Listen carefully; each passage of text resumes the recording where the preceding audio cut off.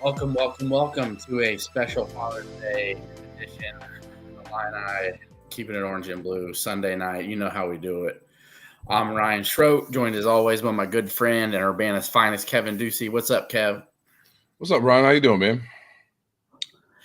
I'm pretty good. I think I had a really good Father's Day weekend. How was your day today? I was good, man. I got to go out and play some golf. Unfortunately, my family's out of town, so Father's Day alone. But it's all good, man. So here we are. I mean, you still had a good day though, right? Yeah, for sure, man. It was always a good day to play some golf, but it's just a little bit different when your family's not around on Father's Day. So did you hit like a 100-foot putt to win the U.S. Open? I did not. I did not pull a JJ Spawn. So yeah, I saw that there was some pitch issues with one of the golfers. Right, they wouldn't let him hit the ball out of like a huge wet spot that was like roughed up. Did you see that, Kev? Yeah, Sam Burns. He was a little bit frustrated. He probably should have got some relief, but whatever. I was happy for JJ Spawn. Seems like a really good dude to win a major for your second PGA tournament win. It's all pretty awesome. He's American. I always pull for the Americans. It's kind of crazy. He's a San Diego State guy, and the low amateur was a San Diego State guy as well. So you know who he's going to probably end up being? He's going to be like Rich Beam. No, I don't think so. He's going to end up being Rich Beam. I remember when Rich Beam won the PGA championships, and people are like, "Who?" Right. Yeah. There's been a few of those. Yeah, and then it's like never again, But I think JJ Spawn's a little bit better than that. So okay, all right. Maybe I'll probably be wrong. Golfing. I'm kind of catching up with golf a little. Yeah, you're getting into it, man. I dig it. Yeah, like I always had a little golf knowledge, but I never drew me in to watch more of it. But sometimes on slow sports days, I will. The Cubs and Cardinals got done earlier in the day, so I was like, what else is on tonight? Not a lot. Yeah. But anywho, so appreciate everybody tuning in tonight. Hope you guys all had a great Father's Day. We appreciate everybody who has subscribed to this on it. If you haven't subscribed on YouTube, please do. We're trying to get to 1,000. We're getting there. It's a slow burn, but we're getting there, and we appreciate you. So if you haven't subscribed, at 200 columns, you can type that in YouTube. Keeping it orange and blue. Right now, a lot of what's going on with the Illini sports world is football recruiting related. So today we're going to talk a lot about that, which is still exciting, with commits happening and guys nearing decisions, huge guys like J.C. Anderson from Mount Zion, who's going to be announcing July 1st. And then we got Max Sutter from Dunlap, who is going to be announcing June 26th. He's actually going to be visiting Alabama on the 20th and making his decision about 6 days later, and sounds like we'll be talking about those two towards the end of the show about, their finalists, some of the inside things that I know about where they could possibly end up and what the final battles will be for those guys. And some other, quality commits who, have visited and Illinois looks to be in great position. So we'll talk about those and kids who have committed. But before we get into that, Kevin, your thoughts so far just on how well this class is going and how they're shaping up. This looks definitely to be Brett's best class so far. Oh, without a doubt, when you get a guy like Jalen Stewart, Texas kid who flips from Oklahoma State with a litany of Power 4 offers. He had Auburn and others, Arizona, and that's a kid before. He's a top 600 kid, which is that's a good recruit. But of the 19 recruits, I bet you he ranks probably 14th or 15th. Kid plays running back in Texas as well, so it shows some of his explosivity on the explosivity. Did you say that right? Oh, whatever. That he can perform from an edge rusher standpoint. I think it's really big. I think what the staff is doing as well is doing things like when they go out and grab a Nasir Wheeler out of Nebraska. I really like that kid. Short, stocky, powerful kid with speed, extremely strong. That they're insulating in case Ja'Vari Barnett goes somewhere else, and that's to Alabama, which it looks like he might, and that's okay. And he's on campus this weekend. Yeah, that's just showing that the staff is just like, hey, listen, we're not going to. I think far too often in Illinois staffs, I think John Gross fell victim to this. I think Lovey, Tim Beckman, a lot of other Illinois coaches, Bruce Weber was a victim of it, is they hold on to these guys like Barnett's a, borderline 4-star recruit. It's would have been a top 5-6 kid in this class, and we just sit around there and wait, and then we get caught with our pants down. Well, that's not what Illinois is doing. Same thing with going to get Vala, the tight end up north, and I really like that kid. He's a really strong tight end. He's the best tight end recruit that Illinois has had in a long time out of high school, a long time. I mean, I would say him and Logan Farrell are pretty similar. Yeah, exactly. And the biggest thing with Will Vala, Kevin, I'll let you finish. If he was 6'6", dude, he'd be a top 200 kid. He's 6'3", without a doubt. And I still think that I still believe in the Swami's prediction that JC Anderson will be in Illini.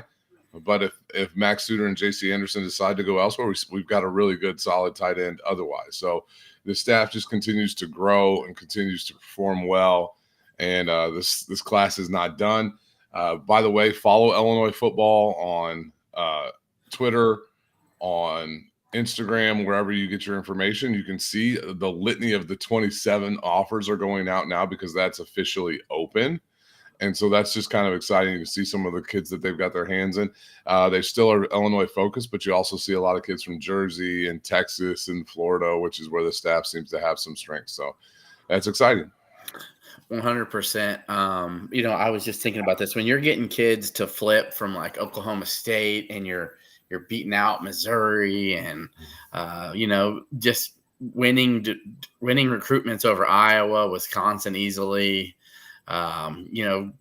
beating the likes of, Oregon for kids like Nasir Rankin, USC, it's like Illinois is in the big boy world now of it really starting to feel like what Brett Bielema was doing at Wisconsin, just in terms of like continuity of quality of class of player. The quality of player has gone up significantly pretty much every year. And it's not like he ever had like top 10 classes at Wisconsin. I think he had one maybe, but he had a lot of top 20, 25 classes. And then the way he coaches and the way he can mold and the belief his teams have and what he preaches is really what makes him scary. And I think that is what makes this so it just feels right. It just feels exciting for the future of Illinois football. And the belief of family is not just a slogan. So those names that you mentioned, many people thought if Illinois landed Nelson Wheeler, that means, Barnett's gone. But I don't think that's really the case. I think it's possible, but I don't think it's probable. People are thinking that that's just what's going to happen. And the fact that Barnett was on campus this weekend was huge. And, the Will Vala, commitment is big, not just because of, it's possible Max Suter may pick Alabama. And it sounds like Illinois and Auburn are J.C. Anderson's final two. I want everybody to know this. J.C. Anderson canceled his visit to North Carolina. So he is not going to see the Tar Heels. His last visit was at Auburn. I think, that spells a big Illinois Auburn showdown for the end and possibly Ole Miss in it. I just want everybody to know this. There's a lot of chitter chatter in these chat rooms and people are like, oh, apparently the Auburn, VIP folk think that it's between them and Ole Miss and Illinois is on the outside looking in. I don't believe that. No, I don't believe that for a heartbeat. I don't believe that at all in a heartbeat. But I don't believe that at all for a second. So, it's not like when I talk to the family or his dad tells me what's really happening, to the sense of more of he's always been honest with me about the questions that he answers. And, the fact that that's what's being said, I think was very interesting to them. I don't think, remember, Illinois more than hit a home run, and for another team to overtake Illinois, it was going to take maybe the best visit they've ever hosted. And I want to say that there's other things in play here for Max Suter and for J.C. Anderson. So Auburn and Alabama are in these, have a bunch of top 200 tight end kids coming to visit.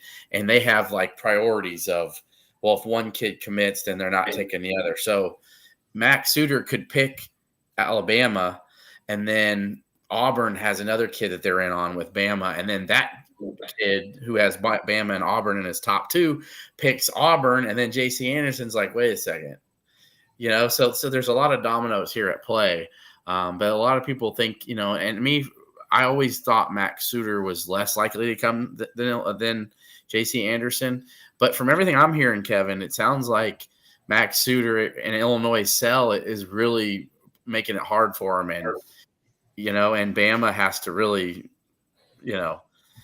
hit a home run, if not a grand slam, on their visit next week. Yeah, it's interesting. I'll go back to J.C. Anderson because I've always, in my heart of hearts, I've just felt like Max Suter was an SEC kid or potentially Ohio State. So I haven't paid attention. I haven't tuned in as much. But I mean, with J.C. Anderson, man, he's been on campus a dozen plus times. I mean, we said this the last time we were on the show. I still think that the big draw of being, from a kid from Mount Zion to play in Champaign is huge. I understand there's a huge draw at Auburn, but let's face it.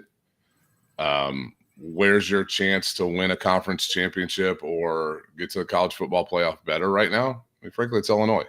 And that's kind of crazy to say so. I mean, Illinois is more teed up right now than Auburn is in the brutal SEC. And if you can't see that, if you're J.C. Anderson, I don't know what to tell you. But Illinois is leveraging it. I will tell you this, Kevin. This is all too real. I won't say the only reason, but I think a big reason if J.C. Anderson does pick Auburn, and I want anybody to know this, I'm not wavering on him. I'm not, money. So I want to lay this, get this for you folks. So behind the scenes, getting to know some of these players and from all these last classes. Hell, I've been doing this for 8 years now. So I've had developed relationships with kids that have already come through this program, have graduated, and are now playing in the National Football League. So now I've got kids that are on the team still and who are now committed to Illinois, who have been getting offered in this new NIL era. I won't name the kid for everybody, but I want you all to know this. He's never led me wrong on anything. And he told me that Auburn offered him over $200,000 just to visit. So I want everybody to know that's the kind of money J.C. Anderson and Max Suter are making by going to visit Auburn. And because they got money to do that. So if anybody wants to know why he might pick Auburn, right? I mean, think about it. If you're going to get paid that much just to come visit, they're going to pay you quite a bit for you to come play. And so I was it took me by to almost, had to catch my breath a little bit. Like, what? And some kids, that's a lot. That means a lot. They're worried. They just want that. They're worried about that money. I don't think J.C. Anderson and his family are that way. But I can tell you, why would you fault someone for, going a place where maybe you liked it a lot and you felt good? It wasn't maybe necessarily as homey as Illinois, not as close to where you're from. Right, but when you start talking about playing football and earning money. And listen, I mean, Luke Ford was a really high-rated 4-star tight end recruit, probably at the same level as these two kids, and he's no longer getting paid to play football. That's just a realistic thing. Is like these guys try to make as much money as you can, while you when you can. Absolutely, yeah.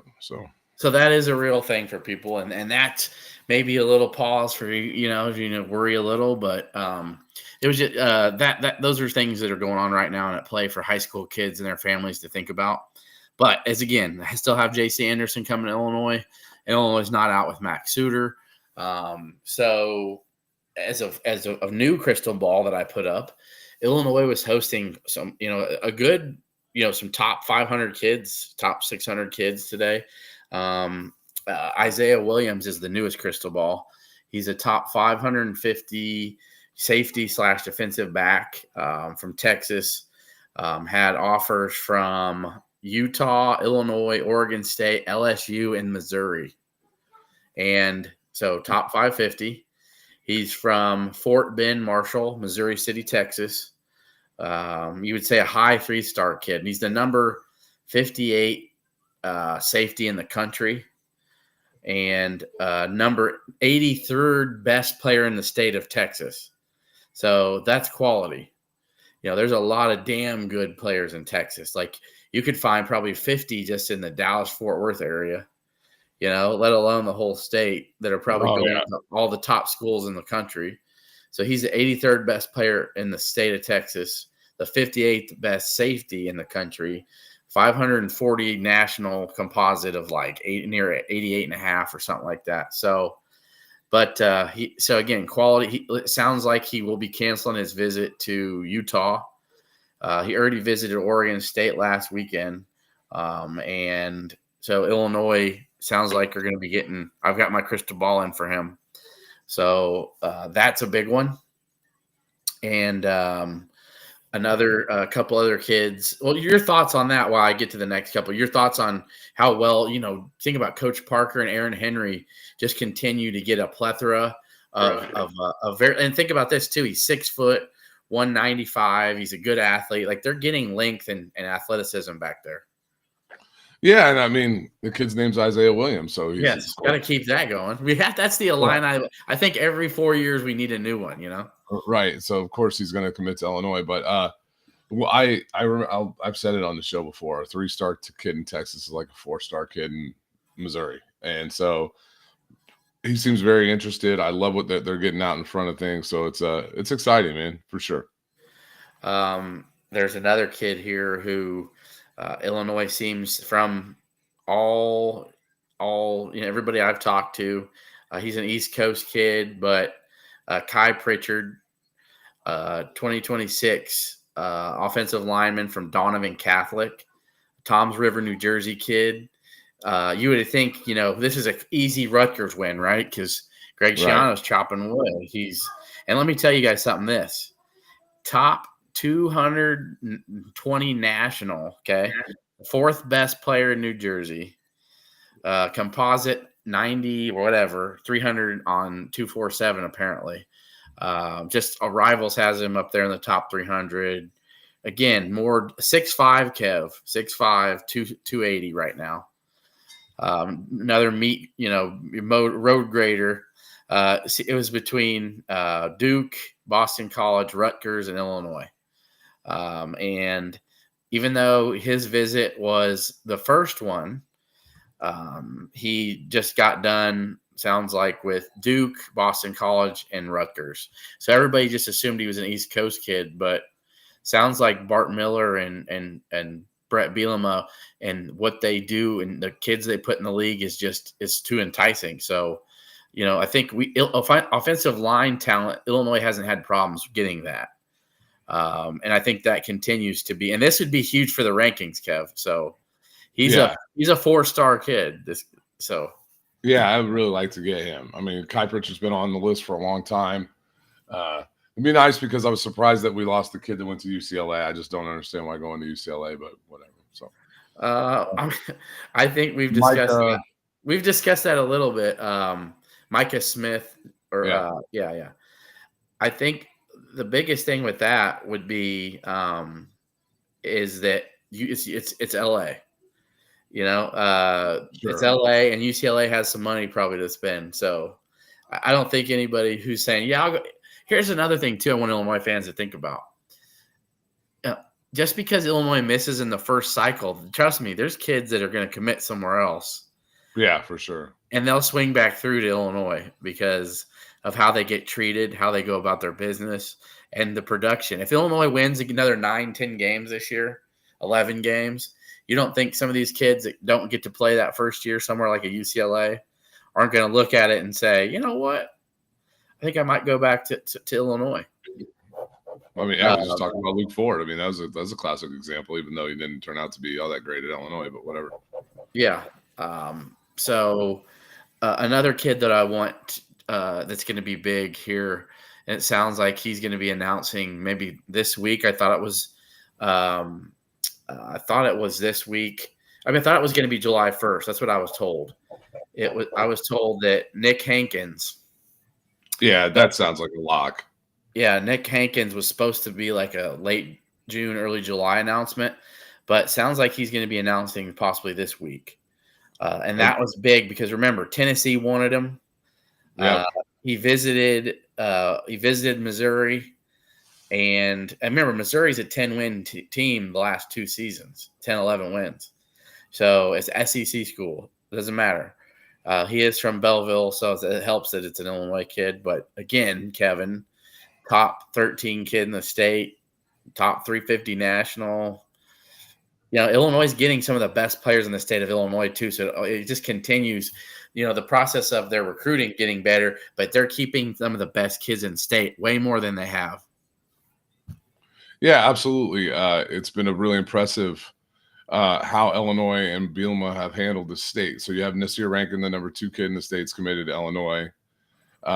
We've got Davon Grant, who's the number 11 kids in the state of Illinois. J.C. Anderson's number 3. I'm with you on that one. I still think J.C. Anderson's an Illini lead.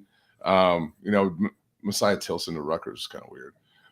But they're just Nick Hankins, the 13th state. And then Jacob Alexander's 18. King Liggins is 19.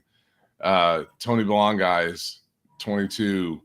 Casey Thoman's 23. So getting the number of top 25 kids in the state that are coming to Illinois is really impressive. And it's something that I think they'll be able to continue to build on as they move into 2027. I think 2027 will be even better because of the success that Illinois is going to have on the field in 2025. So it's kudos to Bielema. He deserved the extension, and we'll see where it leads us. But all in all, football recruiting has been fantastic. So, and it's just going to continue to get better. We're going to get one of these 2 tight ends. I'm pretty confident. Yep. And another one that Illinois, I think, is in a good spot with, but they've still got a little ways to go. He visited this weekend was Kamal King. Kamal King, yep. Yep. Florida, Kamal right? King, 3-star free safety. He's from near Miami, Florida. Again, Illinois got great recruiting ties in there, but he was on campus this weekend with Isaiah Williams, and they look like they were bonding real well. But it sounds like Isaiah Williams will be one of the first ones, soon ones to pop, is what I was told. And Kai Pritchard's actually announcing this week as well. So those are some names. Nick Hankins, Illinois could have a fun week this week. Yeah, it'd be great. Possibility.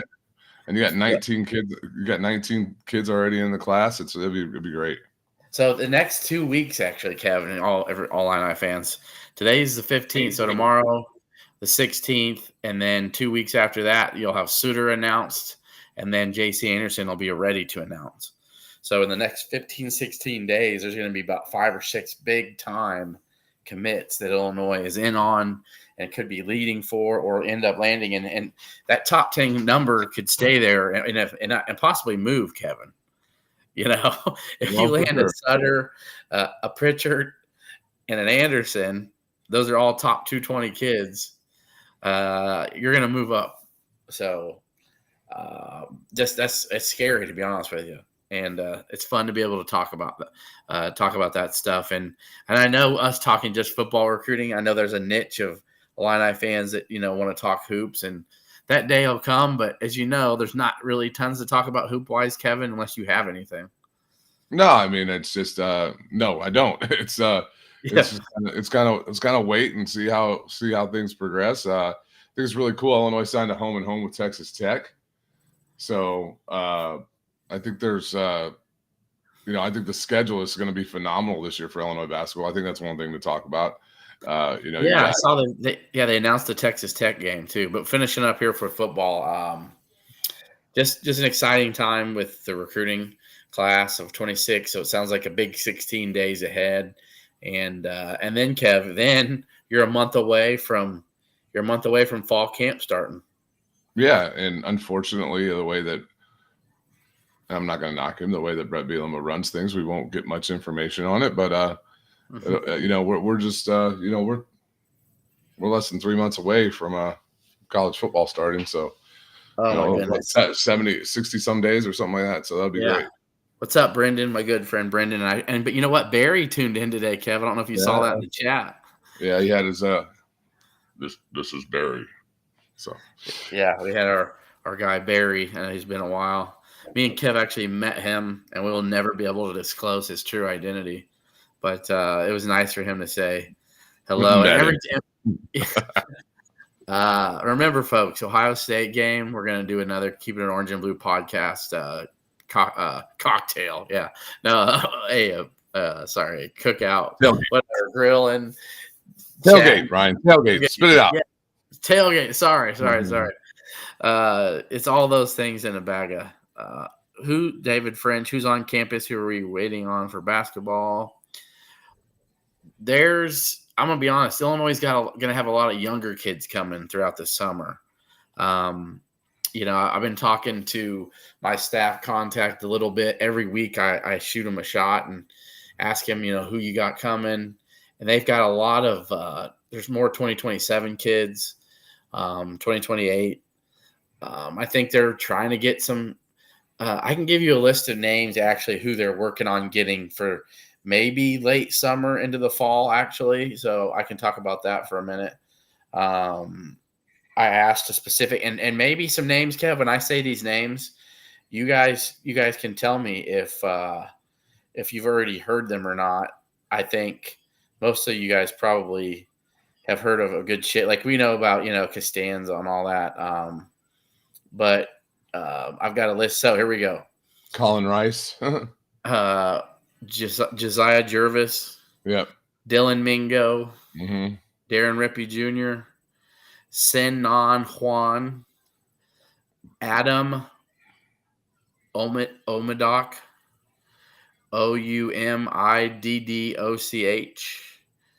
And one more, Lucas Murillo.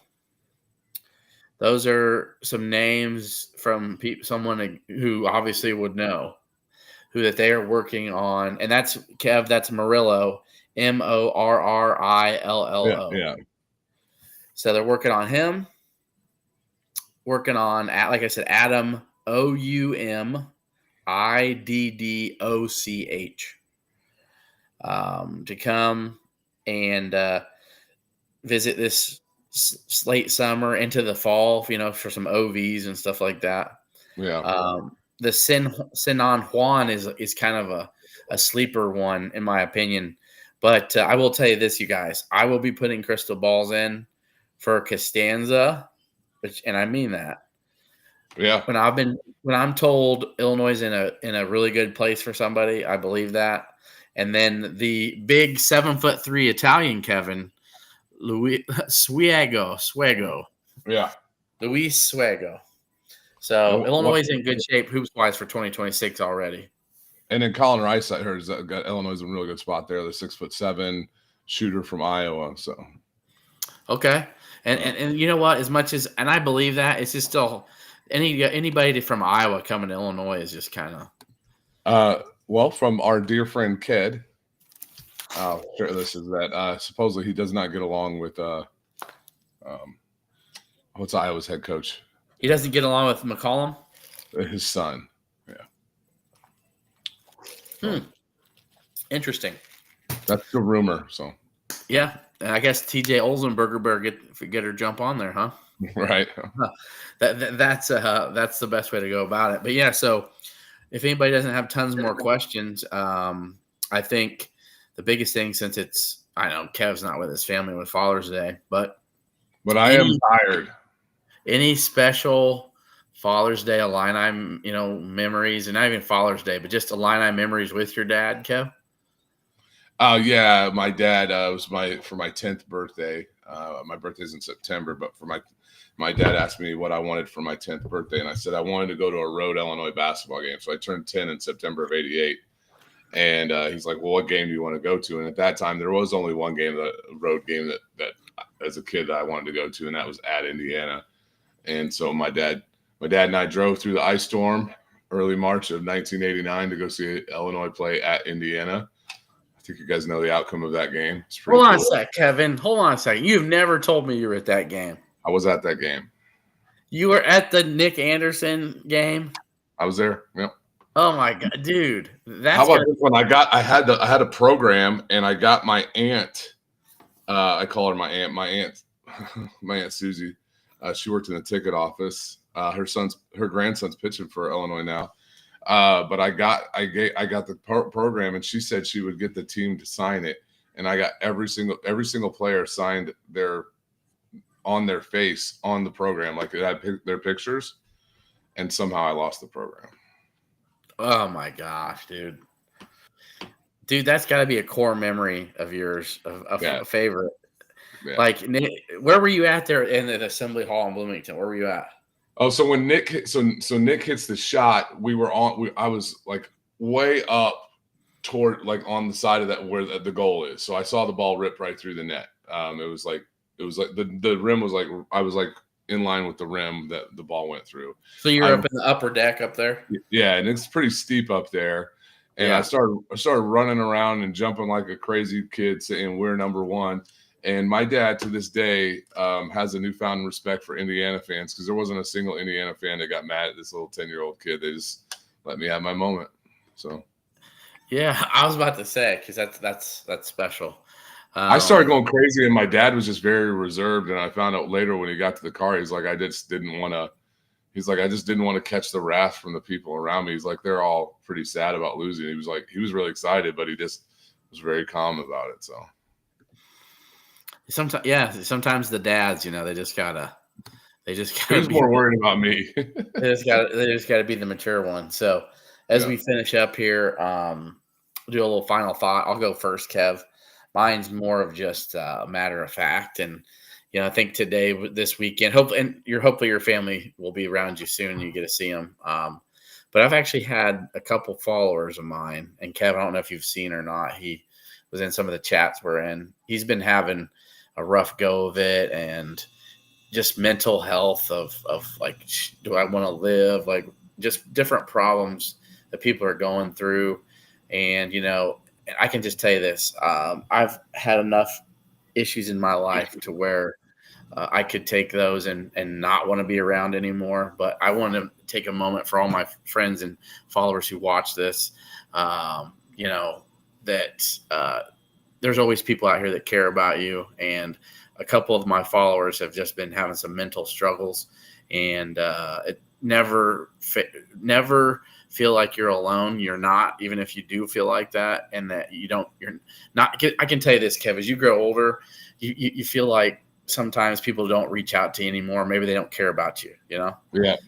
You don't hear from people all the time. Like, I've got a lot of very good friends that I don't hear from much, but if I text them and reach out to them, they always answer. So sometimes it feels like maybe they don't care, but then they do. But for anybody watching this who may know people like this, I always try to put my best foot forward. And I told a couple of these people that I cared about them, that they were loved, and that, no matter what, it's never too late to try to reach out for somebody. So hopefully they see this, they hear it.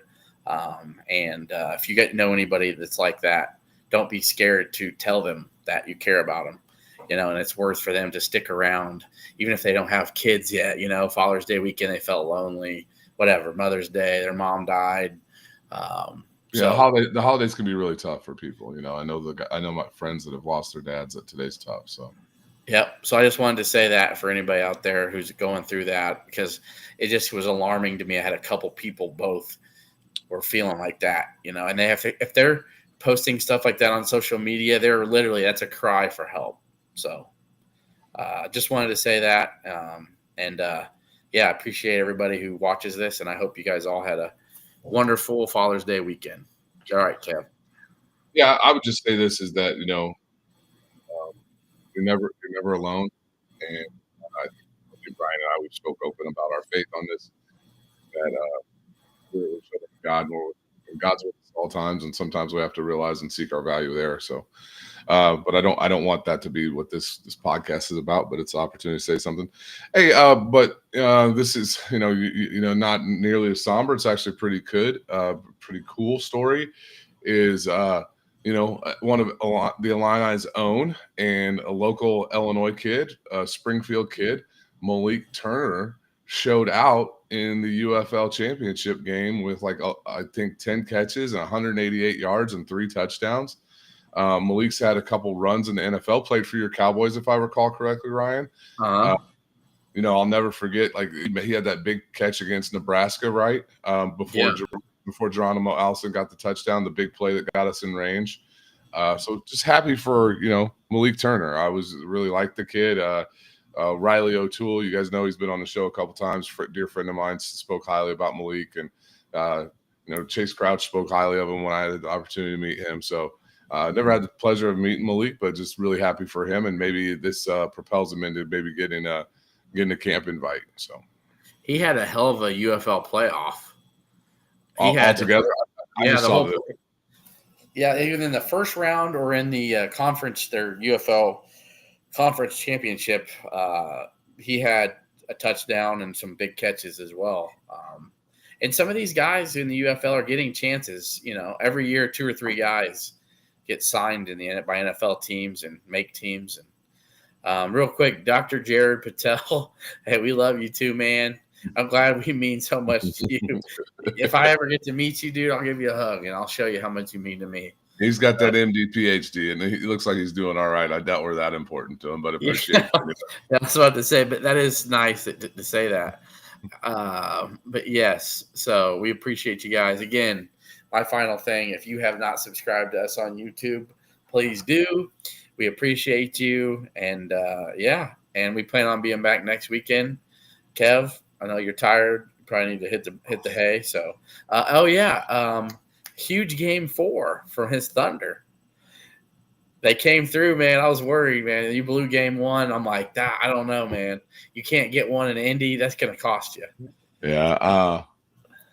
The Thunder seem to be the team that folks love to hate. I don't know where my Illinois fandom sits, but I certainly hope they're not pulling for a team from Indiana. So, yeah, no, I'm definitely not rooting for the Pacers. I was just going to be salty and just kind of sick over the way that game 1 ended and be like, that's how you lose the series. Yeah, for sure. I was thinking about that when they were down 10 on Friday night. I was like, man, that's just like game 1, just ugh. So yeah, but hey, they got it back. Alexander proved why he's the man. So. All right, that'll do it. So we'll see you next week. Swami out. ILO. INI.